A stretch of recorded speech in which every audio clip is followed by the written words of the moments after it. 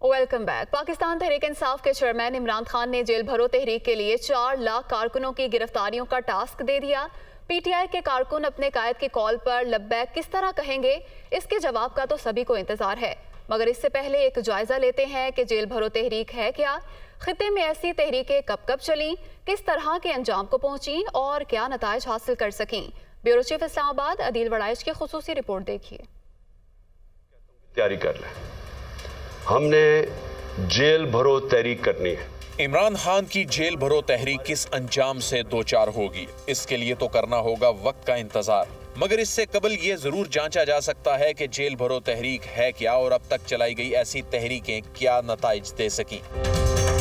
Jail भरो तहरीक को मुतालबात की मंजूरी के लिए हुकूमत को दबाव में लाने का एक हरबा कहा जा सकता है, जिसका मकसद रजाकाराना गिरफ्तारियों के जरिए अपनी अवामी मकबूलियत साबित करना भी है, तो साथ ही ऐसी सियासी जमात या ग्रोह का तासुर कायम करना भी जिसके लिए अवाम हर तरह की कुर्बानी के लिए तैयार हों। हदफ होता है कि इतनी बड़ी तादाद में लोगों को जेलों में जमा करना कि रियासत के लिए इन जिंदानों का इंतजाम संभालना मुश्किल हो जाए।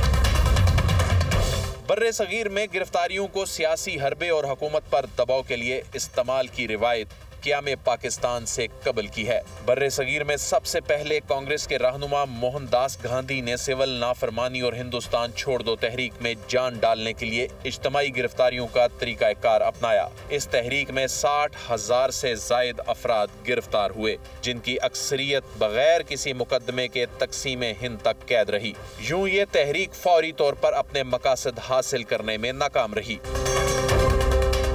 1947 में मुस्लिम लीग ने खिजर हयात टवाना की यूनियनिस्ट वजारत के खिलाफ सिविल नाफरमानी की तहरीक शुरू की, जिस दौरान एहतजाज को मुअस्सर बनाने के लिए अज खुद गिरफ्तारी की मुहिम चलाई गई। पुलिस इन मुस्लिम लीगी रजाकारों को गिरफ्तार करके शहर से दूर छोड़ दिया करती थी। फिर क़याम पाकिस्तान के बाद बड़ी तादाद में जेल भरो तहरीकें चली। जुल्फकार अली भुट्टो के खिलाफ PNA की तहरीक की इब्तदा भी रजाकाराना गिरफ्तारियां पेश करने से हुई। ये जुड़ी होती हैं तहरीकें सिविल नाफरमानी के साथ। कोई कानून होता है, आप उसे तोड़ते हैं, दफा 144 लगी, आप उसको वायलेट करेंगे, कभी पकड़ो। भुट्टो साहब के दौर में भी लोगों ने गिरफ्तारियां दी।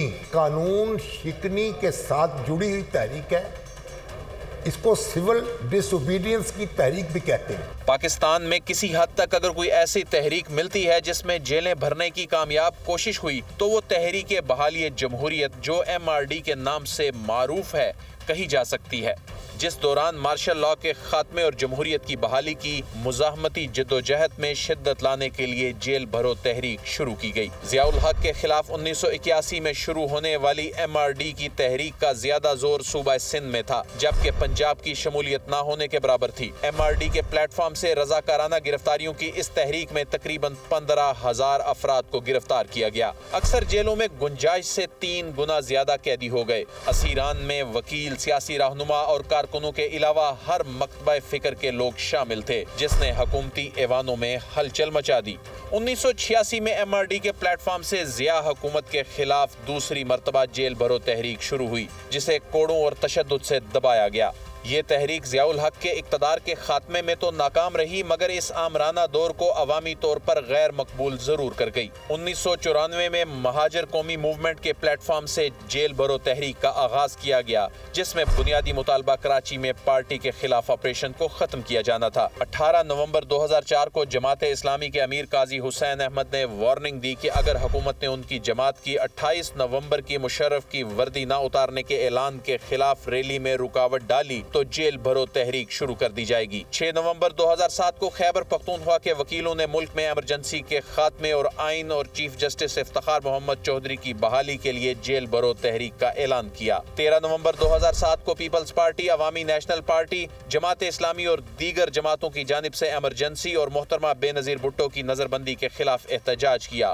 पुलिस ने सियासी जमातों के 100 से जायद कारकुनों को गिरफ्तार किया, जिस पर पीपल्स पार्टी ने जेल भरो तहरीक का ऐलान किया। किया। 15 जनवरी 2018 को तहरीक लब्बैक के मौलाना अशरफ जलाली ने मुतालबात की मंजूरी के लिए 27 जनवरी 2018 से जेल भरो तहरीक का ऐलान किया। उनके मुतालबात थे कि राना सनाउल्लाह इस्तीफा दें और तहरीक के कारकुनों का अजाला किया जाए। PTI के चेयरमैन इमरान खान भी इससे कबल 8 अक्टूबर 2022 को मियांवाली के जलसे में पार्टी कारकुनों को धमकियों के खिलाफ जेल भरो तहरीक चलाने का ऐलान कर चुके हैं, जिसको बाद अज़ां बगैर किसी अमल दरामद के भुला दिया गया। और अब 4 फरवरी को इमरान खान ने अपनी पार्टी के रहनुमाओं की गिरफ्तारियों के खिलाफ जेल भरो तहरीक का ऐलान किया। फिर इसे 90 रोज में असम्बलियों के इलेक्शन से मशरूत कर दिया, जिसका नतीजा अभी बाकी, जबकि गलगला काफी ज्यादा है। क्या तहरीक इंसाफ लाखों कारकुनों की गिरफ्तारियां पेश करने में कामयाब रहेगी? तहरीक इंसाफ की एक ठीक है, बहुत बड़ी फॉलोइंग जरूर है,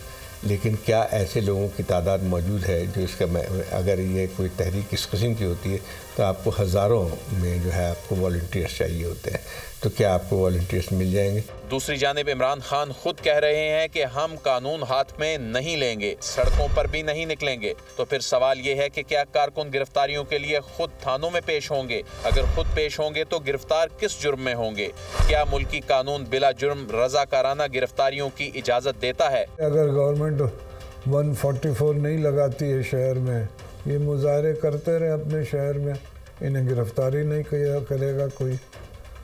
अगर गिरफ्तारी की तो फिर देखना ये होगा कि PTI का रिस्पांस क्या है पब्लिक का। अगर वो और ओवरवेलमिंगली इसके सपोर्ट में आते हैं तो फिर गिरफ्तारी, वैसे ही जेल में जगह नहीं है, कहाँ रखेंगे, थानों में कहाँ इतनी जगह है। कुछ तजियाकारों का ये भी मानना है कि चेयरमैन तहरीक इंसाफ का कमाल ये भी है कि वो माजी की सियासी नाकामियों को भुलाकर निहायत इत्मीनान से आगे बढ़ जाते हैं। हो सकता है जेल भरो तहरीक भी सिविल नाफरमानी की तहरीक की तरह का सियासी ऐलान साबित हो।